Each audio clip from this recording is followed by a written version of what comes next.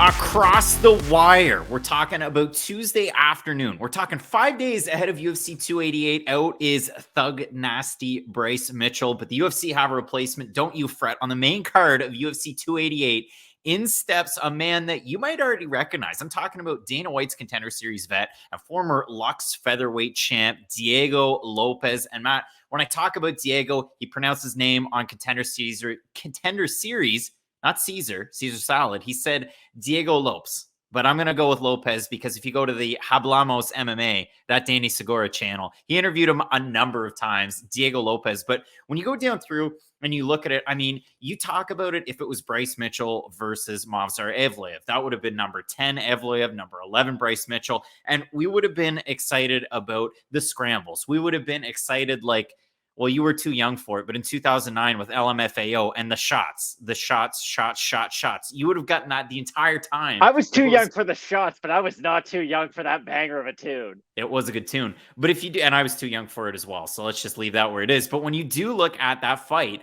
it would have been a lot of fun. It would have been a lot of shots. And there's going to be a lot of people out there. They're not going to go and watch Diego Lopes fight. They're not going to go out there and watch the tape. They're just going to say, this guy sucks.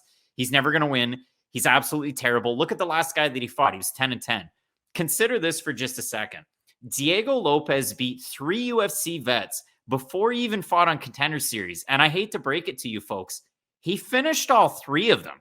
Like, this guy is incredibly impressive. And you might recognize him out of the Champ Camp Lobo Gym with Irene Aldana. You were talking about Alessandro Costa that's now in the UFC. But I say Champ Camp because Alexa Grasso is kind of the poster child for that camp now. But Matt, when you look at a guy who has a John and Kate +8 flow in the front and occasionally a little bit of salad out the back, Diego Lopes being a Brazilian Jiu-Jitsu black belt and having gotten into Jiu-Jitsu at 5 years old, this is a guy that's going to be billed as a specialist in that discipline. He has, 19 of 21 wins by finish, but I mean, 8 of them are by knockout. When you watch him use his hands, and I'll go through some of these fights, oh boy, does this guy ever have some hands. Like, he is a lot of fun to watch. He does have a lot of nice strengths in his skill set. You bring up some of the grappling, and he does have great grappling. A really control-heavy fighter, too. Like, he does seem to have quite a bit of weight to him. Not just someone who is fishing for submissions constantly, but he does have great power on his feet, too. And we talked about some of the boxing combinations before we started to film. He has a great left hook. He has good body shots. The only thing, though, that I don't love about him on the feet is at long range, there's not a ton of kicks to really close that distance. And he's not throwing a ton of volume like a Calvin Kattar guy or like a Max Holloway to where he could really overwhelm you on the feet. That's the one thing that did stand out in some of his fights. Yes, he is having success in the striking, but there's some times in his fights where there's a minute, 90 seconds that go by where him and his opponent are both just kind of staring at each other in the mirror. And yes, he does have a lot of experience, which is nice to see, but I will be very curious to see if that kind of a game plan or that kind of a style is going to work against a guy like Evloev, because it is almost a disservice, because let's be very honest about this right now. Anybody fighting Movsar Evloev with any kind of notice is up against an uphill battle, right? Like, this is a ranked fighter in one of the best divisions in the UFC. So hopefully Lopes can just give us a really solid fight. But this is one of those really difficult situations to throw him into where I think we do have a very promising young prospect who can make a lot of improvements and continue to get better. But they're doing him no favors at all, bringing him in on short notice to take on Evloev. He's 28 years old, and I mean, he's 21-5. He's not a prospect anymore. This is a fully seasoned professional fighter and a coach out of a big gym now. So I'm not going to call him a prospect in any terms, but I do agree with you in a sense. You know, we've seen it out of some of these fights. His fight against Glenn, his fight a little bit against Rodriguez with Lux in his last time out, where there were periods where he wasn't necessarily as active. But if you go back and you watch the fights leading up to Contender Series, the guy was absolutely wild on the feet. Look at the he had to Joe Anderson Brito. So go back to that fight. They're at par going into that one because Lopes had beaten a much higher level of competition than Brito had. You go into it, they strike, they get a little bit wild, and then Brito gets the takedowns. But what happens? I mean, Lopes off his back is threatening Kimura sweeps. Then he goes for the arm bars. He nearly has a guillotine in the second round. And in the second round at the start, there's a little bit of a warning from referee Tyone. Hey, watch out for the eye poke. And then in the third round, what happens? One single jab, I guess wrong hand, jab by Lopes and an eye poke from Brito. By rights, you would assume that that was going to be either no contest or disqualification. They don't go to disqualification. They go to a technical decision. And on all 3 judges' scorecards, round 1, round 2, Brito, round 3, because one punch was thrown by Lopes. So Lopes gets the round. But if you do look at it overall, He goes over with Fury. He fights for a title against a guy that you might recognize in Nate Richardson. I thought it was a really close fight. I know 48-47s across the board, and it was split 2 to Richardson to 1 to Lopes. But if I did watch it, I mean, I thought the first 3 rounds, I thought for sure that Lopes had won 2 of them, kind of playing into a 3-round atmosphere here. You look at his fight against Glenn, he drops him with a combination where he goes uppercut, left hook, and he drops him. And then to finish off the fight, I mean, you're talking about combinations on a leg kick attempt from Glenn. All of a sudden, he throws his right hand out there to meet it. And he throws his right hand a lot like Jared Gooden does at welterweight, where it's kind of, it comes out and he paws with his fist as he throws it. He drops him. It's over. He finishes up with some hammer fists. And then again, in the fight against Rodriguez, it was that right straight, the hammer fist. So you look at a guy like Lopes, all of these finishes, again, forever going to be slept on. And when you compare him to a guy who's ranked 10th in a shark tank of a division, the trouble is with a guy like Movsar Evloev, you're going to look at the fact that he's a master of sports in Greco-Roman wrestling. That discipline could get him caught in some submission attempts. We talked about that earlier on in the week, Matt. We talked about that fight against Nick Lentz.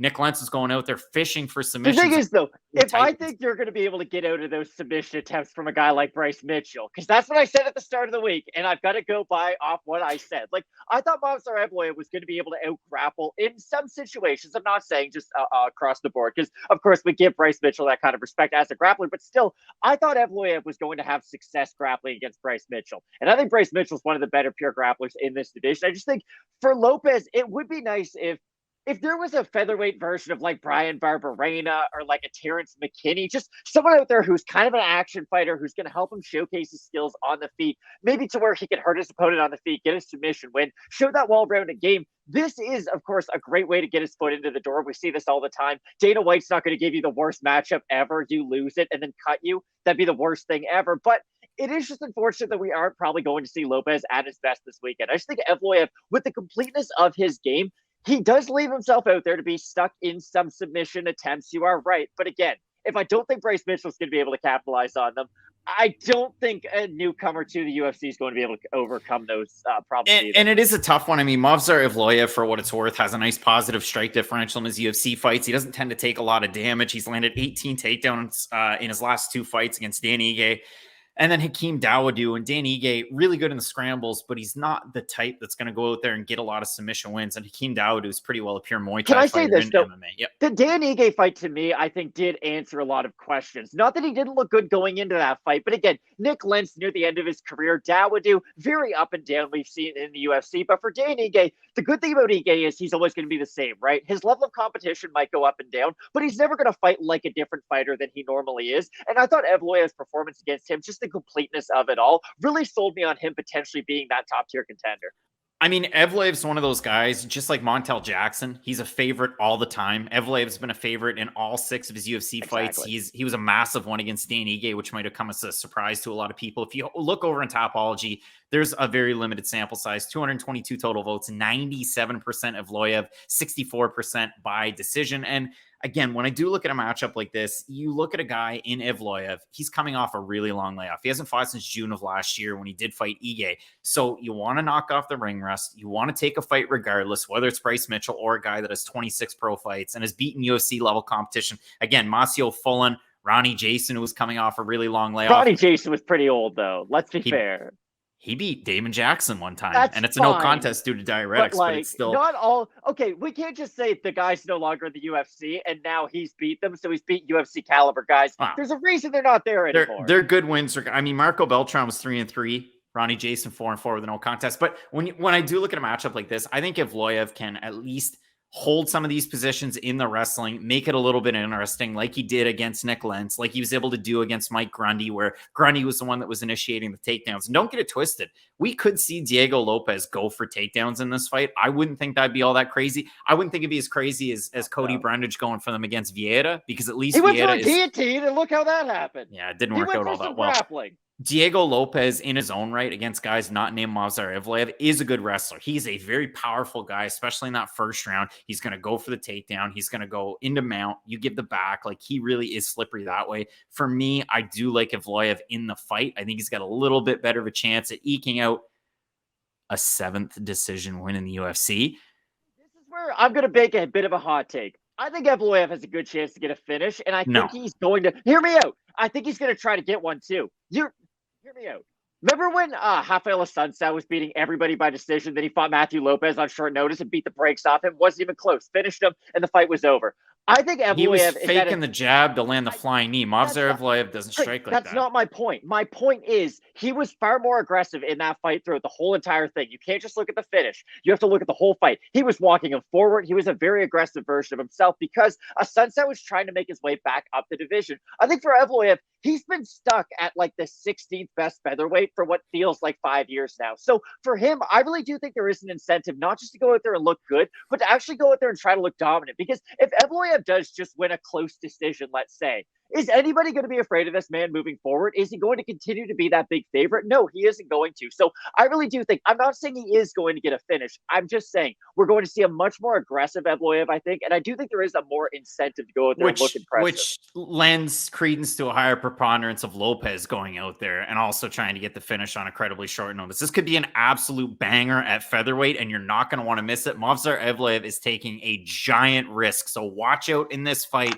Both of us going with Evloev, the former M1 Global champ, to get the win. Let us know down below in the comments section who you have. Matt, the comments this week, everybody absolutely despises our picks this week. So you let us know who you have down below. Make sure you check out Question Mark Kicks 2 hours before the prelims on Saturday. If anything else changes here on the channel, we will do our best to throw the video out at you. Doing that tape study, make sure you do it as well. Enjoy those fights out there. Keep it locked in with Fight Night Picks, we always say. Let's get into it.